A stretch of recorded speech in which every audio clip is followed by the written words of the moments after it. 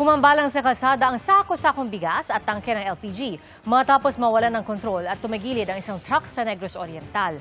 Isa pang truck sa Negros Oriental na may kargang tubo ang nahulog sa bangin. Ang madisgrasya sa kalsada sa pagtutok ni Darlene Kai. Grabe. Nagkabasag-basag ang concrete barrier sa kalsadang ito sa Ayungon, Negros Oriental nang dumiretso hanggang sa mahulog sa bangin ng isang truck na may kargang mga tubo kahapon. Pinagtulungang sagipin ng driver at kanyang pahinante na parehong nagtamo ng minor injury. Base sa investigasyon, binabagtas ng truck ang pababa at palikong bahagi ng kalsada nang mawalan umano ng control sa manibela ang driver. Doon na dumaos-dos ang dump truck sa bangin na hindi bababa sa 15 metro ang lalim.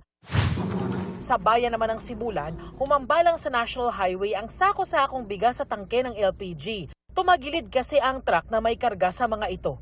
Ligtas ang driver at pahinante. Walang ibang motoristang nadamay. Ayon sa pulisya, papuntang Amlan Port ang truck pero nawalan ito ng control sa pababa at pakurbang bahagi ng kalsada.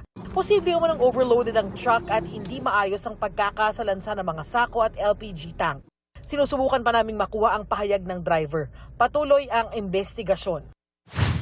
Wasak naman ang unahan ng isang truck na kargado ng sako-sakong feed sa Bagabag, Nueva Vizcaya kahapon. Ayon sa pulisya, nawala ng preno ang truck at inararo ang 4 na sasakyan. Nakatalon palabas ang driver habang naiwan sa loob ang pahinante. Kritikal ang kanyang lagay matapos maipit sa kanyang upuan. Sugatan din ang 2 sakay ng nasalpok na truck na may karga namang palay.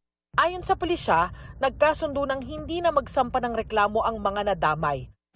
Dead on the spot naman ang isang rider matapos magulungan ng trailer truck sa Marilao, Bulacan noong Lunes. Ayon sa Marilao Police, nawalan ng balanse ang rider kaya ito natumba hanggang sa magulungan sa ulo ng katabing truck. Nakadetain sa Marilao Police ang truck driver na humingi ng tawad. Nakita ko po sa side mirror ko na simpleng matumba yung tao. Wala nang gumawa. Sa gulong po kasi ito tumama. Preno ko, inabot na po. Usa po kasi sir natumbay. CCTV naman po ito. Sinusubukan pa naming makuha ang pahayag ng pamilya ng biktima. Para sa GMA Integrated News, Darlene Kai, nakatutok, 24 oras.